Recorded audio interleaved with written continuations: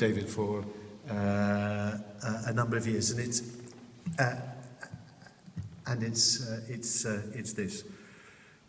We talk about global Britain, and it's quite right to do so. In fact, it's never been more important. I can't think of an issue more global than climate change. I can't think of an issue in the face of which 195 countries have come together and said, look, we know this is difficult, this is complicated, the risks are uncertain, but they're large, and we've got to do something, and we've got to do something together, because we can't do it individually. It is an extraordinary journey, culminating in that astonishing human achievement, which was the Paris Agreement. And I, having followed this and worked on this since I entered politics, I think the change in attitudes and that shift in momentum has been extraordinary and has required really skillful, persistent diplomacy over many years. And I'm personally very proud that actually in that conversation, the voice of Britain over many years has been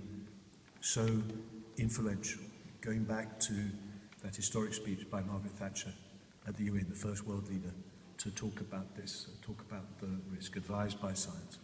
And one of the most persistent voices, underpinned by a desire to assert the science and to inform about the risk, has been Sir David King, tirelessly over many years. 3 years, 100 visits, 45 countries. Think of the sacrifice, ladies and gentlemen. Business class flights, 5-star hotel, dinner after dinner. He has done this.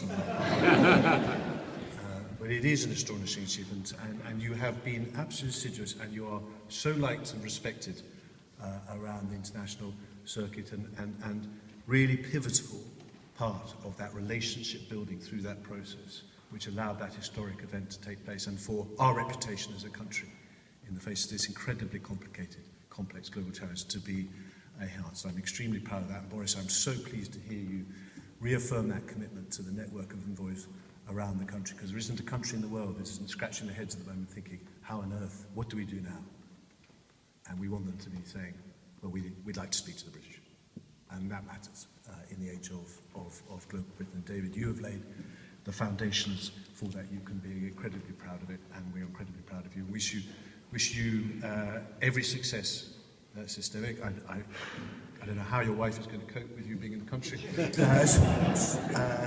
so often, but you've got a packed room for a very good reason. Congratulations and thank you.